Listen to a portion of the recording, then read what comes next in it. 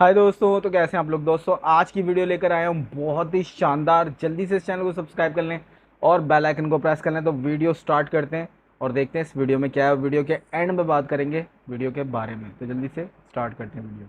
Hello दोस्तों, पूरी दुनिया में इंडिया का सबसे करीबी दोस्त रशिया है। वहीं पाकिस्तान का सबसे सबसे करीबी करीबी दोस्त दोस्त रशिया। चाइना है। इसके अलावा भी इंडिया का बड़ा एलाई इजराइल है, जिससे इंडिया अक्सर बहुत से हथियार, ड्रोन्स, मिसाइल्स एक्सेट्रा को बाय करता है। वैसे ही पाकिस्तान का एक बड़ा एलाई तुर्की है, जिससे ड्रोन्स और फाइटर जेट्स तक की डील पाकिस्तान ने की है। अब दोस्तों, दुनिया में किसी भी देश को जब जंग का सामना करना पड़ता है तो उसका खुलकर सपोर्ट उसके करीबी दोस्त ही करते हैं, जो मौका पड़ने पर हथियार से लेकर फंड्स, इवन अपने कमांडोज भी अपने दोस्त देश की मदद में भेज देते हैं। तो चलिए आज कंपेयर करते हैं दो ग्रुप्स को। एक है इंडियन एलाइड फोर्सेस, जिसमें इंडिया के साथ है रशिया और इजराइल। तो दूसरी तरफ है पाकिस्तान एलाइड फोर्सेस, जिसमें पाकिस्तान के साथ चाइना और तुर्की है। देखते हैं दोनों में से कौन ज्यादा ताकतवर है। Defence budget. दोस्तों, इंडिया का डिफेंस बजट 2022 में था $75 बिलियन। रशिया का मिलिट्री बजट भी लगभग $75 बिलियन था और इजराइल का था $17.8 बिलियन। तो तीनों का मिलकर हो गया $168 बिलियन। वहीं दूसरी तरफ पाकिस्तान का डिफेंस बजट 2022 में था $9.5 बिलियन, तुर्की का $16.2 बिलियन और चाइना का था $225 बिलियन। यानी यहाँ टोटल हो गया $251.3 बिलियन। यानी दोस्तों, चाइना की वजह से पाकिस्तान एलाइड फोर्सेस का डिफेंस बजट काफी ज्यादा है। सोल्जर्स। दोस्तों, रशिया की आर्मी में तकरीबन 9 लाख सैनिक हैं, इंडिया के पास लगभग 15 लाख और इजराइल के पास है लगभग 2 लाख। तो इंडियन एलाइड फोर्सेस के पास टोटल सैनिक हुए 26 लाख। दूसरी तरफ चाइना के पास है 20 लाख, पाकिस्तान के पास 6.5 लाख और तुर्की के पास है 3.5 लाख। तो पाकिस्तान एलाइज के पास लगभग 30 लाख सैनिक हुए। यहाँ भी 4 लाख सैनिकों का फर्क है। Land army. दोस्तों, लैंड आर्मी के सबसे ताकतवर वेपन्स यानी मेन बैटल टैंक्स, इंडिया के पास 6000, इजराइल के पास 1680 और रशिया के पास 13,000 हैं। तो टोटल हुए 20,680 बैटल टैंक्स। अब चाइना के पास 5000, पाकिस्तान के पास 3742 और तुर्की के पास लगभग 2229 बैटल टैंक्स हैं। तो यहाँ पाकिस्तान एलाइड फोर्सेस के पास लगभग 10,971 बैटल टैंक्स हुए। यानी इंडियन एलाइड के मुकाबले इनके पास लगभग आधे बैटल टैंक्स हैं। एयरफोर्स। अब दोस्तों, दोनों ही एलाइड फोर्सेस की एयरफोर्स की बात भी कर लेते हैं।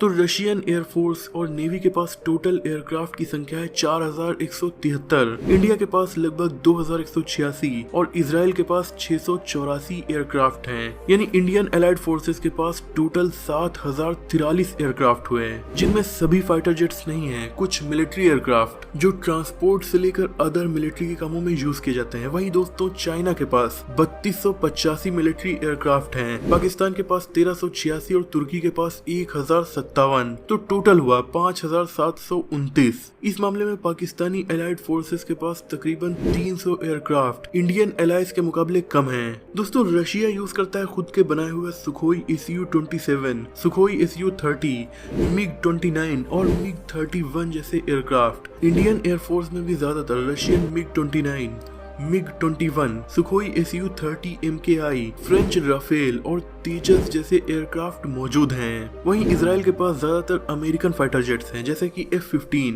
F-16 fighting falcon, F-35 lightning II और कुछ इजरायली मेड भी हैं। दूसरी तरफ पाकिस्तानी एलाइज में चाइना के पास है self made Chengdu J7, J10, शियान JH7। इसके अलावा China Russian made Sukhoi Su-27, Su-30, Su-35 भी यूज करता है। जी हाँ, इंडिया का सबसे बड़ा राइवल चाइना भी रशियन फाइटर जेट्स यूज करता है, क्योंकि चाइना भी कहीं ना कहीं रशिया का करीबी है। वहीं दोस्तों, पाकिस्तान यूज करता है American F-16 fighting falcon, French Mirage 3, Mirage 5, Chinese Chengdu J10, Chengdu S7 etcetera और तुर्की के पास भी ज्यादातर अमेरिकन फाइटर जेट्स हैं, जैसे F4 फैंटम 2, F-16 एक्सेट्रा। यानी दोस्तों, दोनों ही खेमों में ज्यादातर अमेरिकन और रशियन फाइटर जेट्स का ही दबदबा है, पर एयरफोर्स में ज्यादा fighter jets Indian allied forces के पास ही हैं। नेवी। दोस्तों, यूं तो नेवी में बहुत सारी चीजें होती हैं, छोटी छोटी वारशिप से लेके कॉर्वेट्स तक, पर नेवी के दो हथियारों को सबसे ज्यादा मेन माना जाता है। एक होती है सबमरीन्स और एक एयरक्राफ्ट करियर। तो इंडियन एलाइड फोर्सेस में रशिया के पास 49 सबमरीन्स हैं, इंडिया के पास 18 सबमरीन्स हैं और इजराइल के पास 5 सबमरीन्स हैं। वहीं दोस्तों रशिया के पास एक एयरक्राफ्ट करियर और इंडिया के पास 2 एयरक्राफ्ट करियर हैं। तो in total Indian allied forces के पास 72 सबमरीन्स होंगी और 3 एयरक्राफ्ट करियर। वहीं दूसरी तरफ पाकिस्तान एलाइज में तुर्की के पास 12 सबमरीन्स हैं, पाकिस्तान के पास 8 और चाइना के पास टोटल 59 सबमरीन्स हैं। वहीं दोस्तों बात करें एयरक्राफ्ट करियर की, तो चाइना के पास 2 एयरक्राफ्ट करियर और तुर्की के पास 1। वहीं पाकिस्तान के पास अभी फिलहाल एक भी एयरक्राफ्ट करियर नहीं है। यानी दोस्तों इन टोटल पाकिस्तान एलाइज के पास 79 सबमरीन्स हैं, जो इंडियन एलाइज से बस थोड़ी सी ज्यादा हैं, और 3 एयरक्राफ्ट करियर हैं जो कि दोनों में बराबर हैं।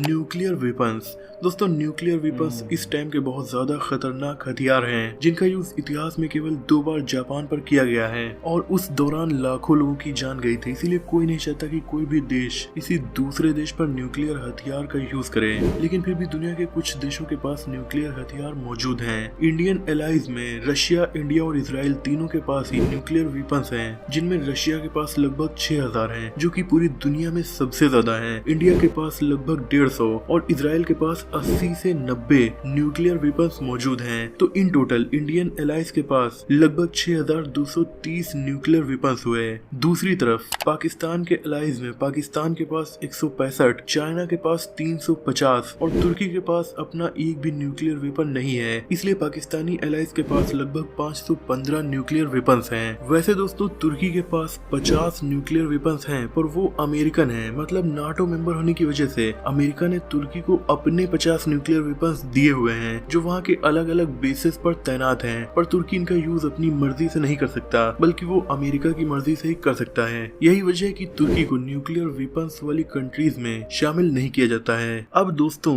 दोनों ही तरफ काफी पावरफुल कंट्रीज हैं, इसीलिए अगर दोनों में वार हो गया तो ये एक तरह से वर्ल्ड वॉर 2 की स्टार्टिंग भी कर सकता है, जिसके रिजल्ट काफी भयानक होंगे। इसीलिए कोई भी नहीं चाहता कि ये देश आपस में भिड़े। ये था छोटा सा comparison Russia, India, Israel versus Pakistan, तुर्की और चाइना का। दोनों ही किसी न किसी चीज में एक दूसरे से आगे हैं। आपका वीडियो को लेकर क्या ओपिनियन है कमेंट में जरूर बताइएगा। अगर आपको ये वीडियो पसंद आई हो तो इसे लाइक और शेयर कीजिए। ऐसी इंटरेस्टिंग टॉपिक्स पर नॉलेजफुल वीडियोस देखने के लिए हमारे चैनल को सब्सक्राइब करके बेल आइकन को प्रेस कर दीजिए। मिलते हैं अगली वीडियो में, तब तक के लिए अपना और अपनों का ख्याल चैनल का रखिए। नाम है अल्फा फैक्ट्स और इनका वीडियो का लिंक मैंने नीचे डिस्क्रिप्शन में दे दिया।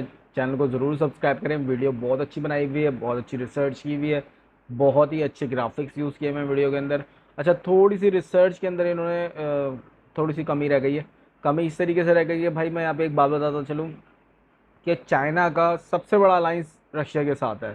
ठीक है, इस टाइम चाइना का सबसे करीबी दोस्त पाकिस्तान के बाद रशिया है, और रशिया का भी सबसे अच्छा दोस्त चाइना है। उसकी वजह यह कि यूक्रेन पे जब जंग स्टार्ट हुई कोई मुल्क उसके साथ नहीं खड़ा था, चाइना जाके साथ खड़ा हो गया। ठीक है, और ये बहुत बड़ी बात है। इस टाइम तक अगर रशिया सरवाइव कर रहा है यूक्रेन जंग के बाद, उसकी वजह चाइना को आप कह सकते हो किसी हद तक और किसी पॉइंट से। तो इस सूरत हाल में जो ये कंपैरिजन हो रहा था ये थोड़ा सा गलत हो गया। हाँ, कंपैरिजन सही था, चीज़ें सही थी, पर यार ये वॉर हेड्स के ना, मेरे हिसाब से मुझे चीज़ें समझ इसलिए नहीं आती, मैं समझना नहीं चाहता क्योंकि मुझे वॉर पसंद नहीं है, बिल्कुल भी नहीं पसंद। अगर खुदा ना खास्ता इंडिया और पाकिस्तान की वॉर हो जाती है, किसका नुकसान है, क्या होगा? इंडिया आज दुनिया की तरक्की याफ्ता मुल्कों में जा रहा है, 5वीं बड़ी इकॉनमी बन गया है। ठीक है, 700 बिलियन डॉलर्स की इकॉनमी बन चुका है इस टाइम। वो ग्रोथ कर रहे हैं, दुनिया में जाके इकॉनमी कर रहे हैं। और अभी मेरे को एक रिसेंटली खबर मिली थी कि इंडिया फर्स्ट कंट्री बनने जा रहा है जिसने सबसे ज़्यादा कार प्रोड्यूस की हैं। यार कितनी खुशी की बातें हैं सारी, और कितनी अच्छी चीज़ें, कितनी पॉजिटिव वे में जा रहा है इंडिया की तरफ, इंडिया ना अपना मुल्क लेके। तो ये देख के भी अच्छा लगता है। पर ये जो वॉर वाली सिचुएशन लोग बनाते हैं ना, कुछ इंडिया में भी कुछ ऐसे प्रोपेगेंडा वाले लोग बैठे हुए हैं और दूसरी साइड पे भी बैठे हुए हैं, और वो लोगों की ये कोशिश होती है कि हम वॉर को जगाएं ताकि असले ख़रीदें, जाके वेपन्स ख़रीदें, पैसे लगाएं। भाई क्यों वेपन पे पैसे लगाओ? क्यों? पढ़ाई पे पैसे लगाओ, डेवलपमेंट पे पैसे लगाओ, इकॉनमी पे लगाओ और दुनिया में नाम कमाओ। ये तो बड़े बड़े मुल्क जिन्होंने इतने सारे अपने वो बनाए हुए वॉर की कंपनियां बनाई हुई हैं, वो तो सेल कर करके खुश हैं भाई। और यहाँ पे जो छोटे छोटे वो वाले मुल्क होते हैं ना, जैसे एक रशिया मुल्क है कि इन्होंने आग लगानी है, तो इन लोगों ने ये काम करना है, आके थोड़ी सी ना चिंगारी लगाते हैं, फूट डालते हैं। इसीलिए इंडिया और पाकिस्तान आज बिल्कुल एक दूसरे से दूर हैं, अब मिलना भी नहीं चाहते। अब तो लोगों के जहनों में भी ये चीज़ें डालना शुरू कर दी कि भाई क्या ज़रूरत है तुम्हें पाकिस्तान से मिलने की, और पाकिस्तानियों के जहन में भी डाल दी कि भाई क्या ज़रूरत है इंडिया से मिलने की, बस लड़ो इसी तरह एक दूसरे से लड़ के खुश रहो। पर मैं ये बात जानता हूँ, बहुत सारे इंडियंस को जानता हूँ, बहुत सारे ऐसे इंडियंस को जानता हूँ जो कि माइग्रेट होकर पाकिस्तान आए थे, उनकी मोहब्बत को जानता हूँ। और मैं एक और चीज़ समझता हूँ कि यार ये एक ही मुल्क था तो एक ही खित्ते के लोग हैं, एक से ही लोग हैं। अगर आप इंडियंस अपने आप को कंपेयर करोगे ना पाकिस्तान वालों से, या पाकिस्तान वाले कंपेयर करेंगे इंडियन से, तो आप सिमिलरिटीज़ देखोगे तो हैरान हो जाओगे, बोलोगे यार तो थोड़ा ही फ़र्क है, इतना ज़्यादा नहीं है। जैसे इंडिया में एक सूबे से निकल के दूसरे सूबे में जाते हो ना, फ़र्क नज़र आता है, थोड़ा सा कल्चर चेंज हो जाता है, लैंग्वेज चेंज हो जाती है, इसी तरीके से आपको ये भी महसूस होगा। तो ये कुछ इस तरह की चीज़ है। मैं बिल्कुल वॉर को सपोर्ट नहीं करता, और ना ये वॉर के जो वॉर हेड्स होते हैं इनको सपोर्ट करता हूँ। I hate it total. आप लोगों का क्या कहना है इस वीडियो के बारे में? आप लोगों का क्या कहना है मुझे कमेंट करके ज़रूर बताइएगा। वीडियो अच्छी लगी तो वीडियो को लाइक कर दें, चैनल को सब्सक्राइब कर दें। मिलते हैं अगली किस वीडियो में, तब तक के लिए बाय बाय।